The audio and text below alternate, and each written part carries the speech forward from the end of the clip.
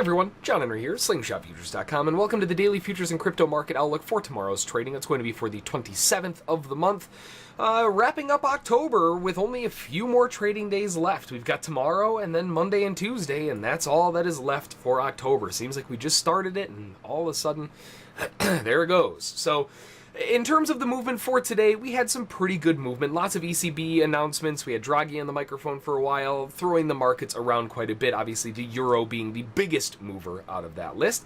But before we jump into the charts, as always, make sure to swing it over to slingshotfutures.com, scroll down, and click on the Join the Daily Outlook newsletter. This is a free newsletter that you can sign up for, and this allows us to send you an email every time one of these videos comes out, so you never miss one of them. And along with that, inside of the email, we talk about all kinds of different things. If it's moving or it's a thing of interest, whether it's a stock, crypto, you name it, it'll show up in that list as well. So it's a great newsletter to get your hands on, so you can get kind of an idea of what's going on, sent to your inbox, so you never have to miss an opportunity again. Along with that, also, if you haven't done so already, on the Live Trade Room subscription and trial info button here, you can sign up for a free 3-day trial of the Live Trade Room. So you can sit down with us for a couple days, hang out in the Live Trade Room with us, and see what it's all about. You can see our screens, see the trades that we're looking at, seeing the analysis that we're doing every day. It's just a great way to hang out with us for a couple days, see what the community's like, see what the room is like, and get a general feel for how everything works and how we approach the markets every day. Now, taking a look at the markets overall, the euro, again, like we said, they definitely caught the biggest response. In this case, the back end of a club. They got smashed to the downside. We've had to widen out a little bit, zoom really far out, and we have support next up from earlier in August, in this case, August 17, showing the next level of major support we're dipping into, and the lows of that support is going to be at 16,795. With this amount of bearishness to the downside, in all honesty, it's going to be really tough to not see another leg to this. Almost always, whenever you have a big move like this, whether it's down, up, doesn't matter, it usually follows up with a secondary leg while people are chasing the move, causes secondary drop. It's the same thing that happened here for continuation up. It's the same thing that happened here for another leg down. It's very frequent, right? So when you have a big leg like this to the downside, the anticipation is that they have one more attempt lower. So looking for initial selling pressure first, but we are balancing ourselves out in a longer term buying area. Now, one thing that does obviously stand out is this major support level that we've finally broken through quite aggressively. If we can come back to that 17,730 area, that becomes a huge level for potential sellers to drive the market back down. Remember, when support breaks, it turns into resistance, and that is what we're looking for here if we can catch a lift up to 730. Aside from that, though, I am anticipating a secondary bear leg on this. It might not be very big. It might just be, a small little correction up and then one more quick new low before they start reversing up. Either way, though, we are in a buy zone for the longer term, looking for sell zones above us and looking for shorter selling over the overnight session. So plenty of potential opportunities on the euro, just a matter of what wants to show up. In terms of the gold market, gold is continuing down as well, following along with the euro with a bear tone to it. Not as bearish as the euro, obviously, but we are to the bottom of the wedge. This wedge has been holding very, very aggressively since it formed, since its inception.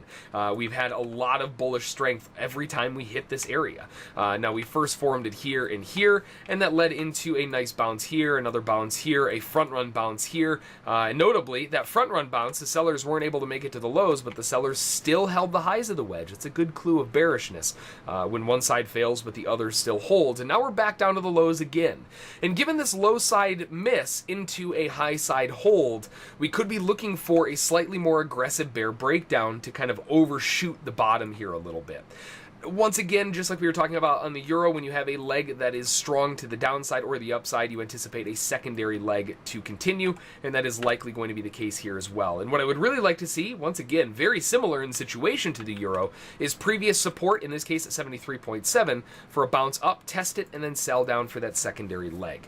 Once we get down to that low, well, then things get a little bit more interesting. We have major support back from the earlier part of October, back on the 6th, and that's coming into play at 62.8.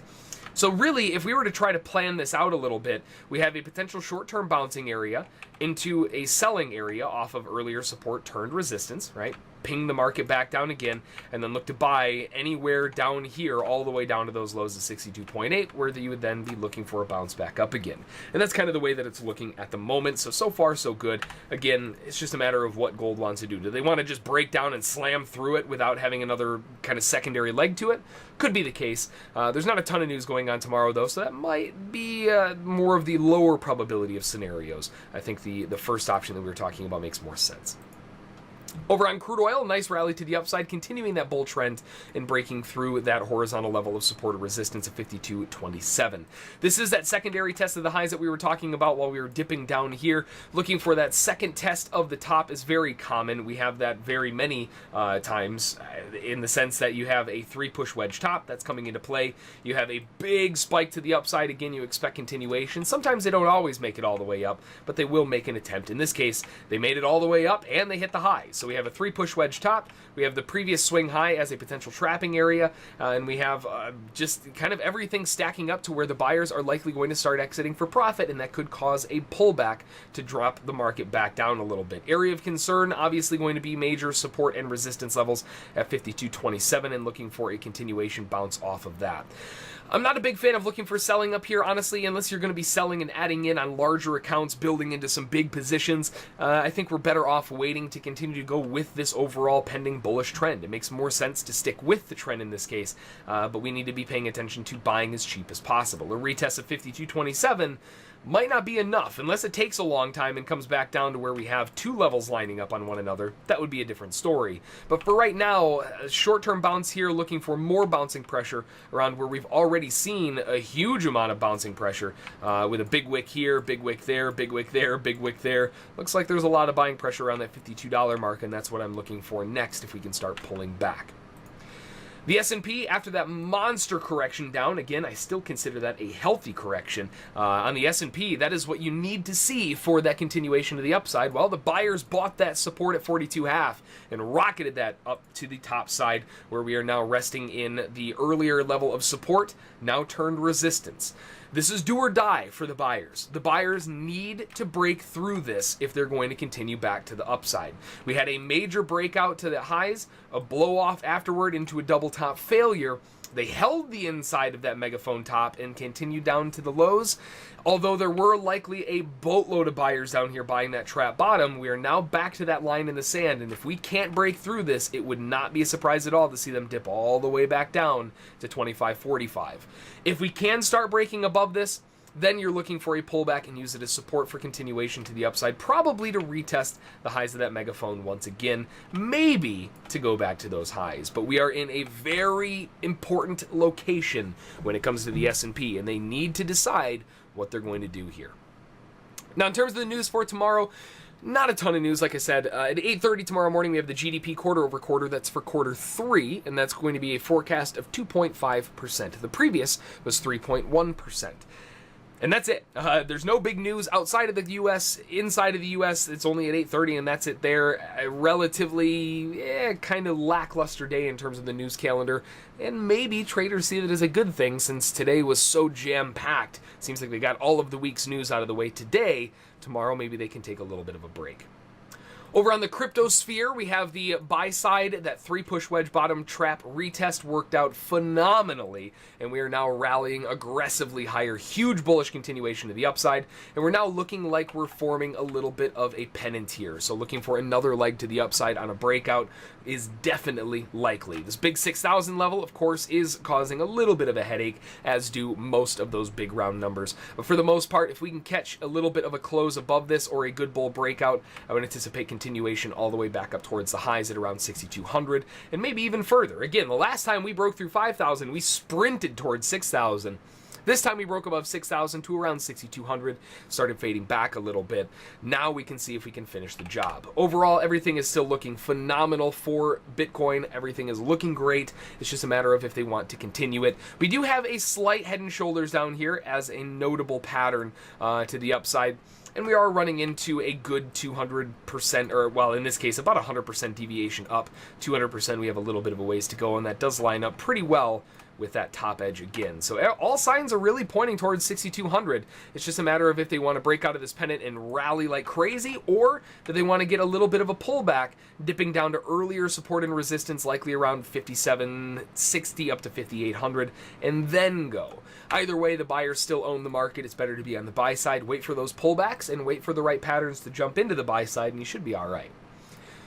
On Ethereum, we're forming a little bit of a flat top wedge. We were looking for continuation on this wedge hold at the bottom. It did work out for a couple hours, but then it fell flat on its face, and we're now forming that flat top, nice ceiling that's being built in here with a level of support or resistance from before.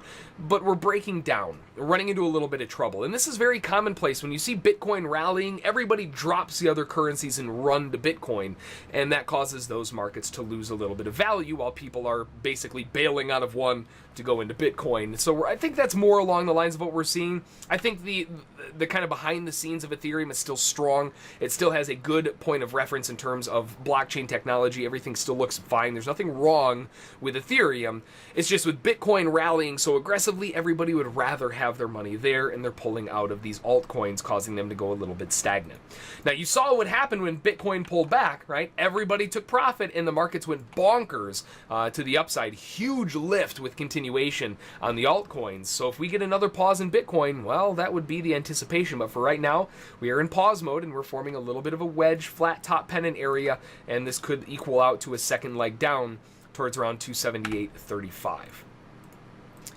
Over on Litecoin, excuse me, Litecoin is forming kind of the same thing, just a little bit wider, larger wedge at play and having a hard time, once again, likely due to the fact that everybody's bailing on Litecoin to put their money in Bitcoin because Bitcoin is going crazy. Likely when we start hitting a top on Bitcoin that could be, you know, a new height around 6,200 and they start pulling back, or it could sprint all the way up to 7,000. But either way, when Bitcoin starts finding a top again and pulling back, that's likely when you'll see Litecoin and Ethereum take a little bit of a lift once again. Again, you know, this is what happened when Bitcoin pulled back for just a few hours. We caught a big old rally to the upside.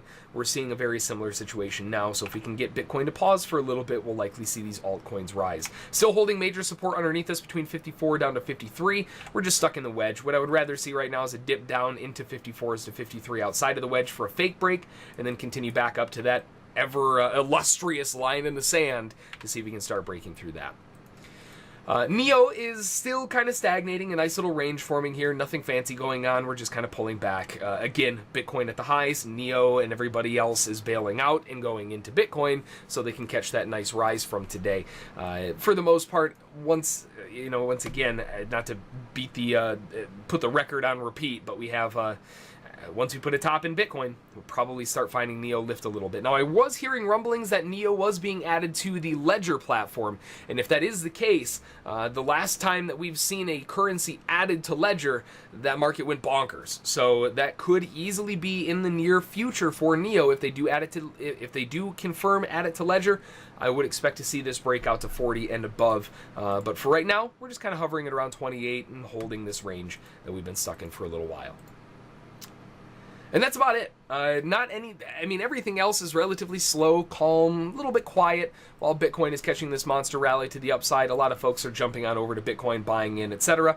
So more eyes are going to be focused on Bitcoin. But some of the other side currencies, like BitConnect is an example, which is, it follows very closely along with Bitcoin, is catching a lift as well. And that's up to $220, pushing its way to 8th on the coin market cap list.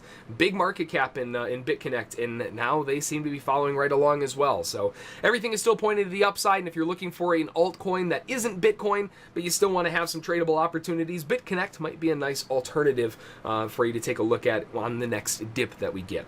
Aside from that, though, like we always say, it doesn't matter what market you're trading, always, always, always make a plan. You have to have a plan to trade. Trade that plan, follow those rules, and you'll be A-okay. Until next time, we'll see y'all then.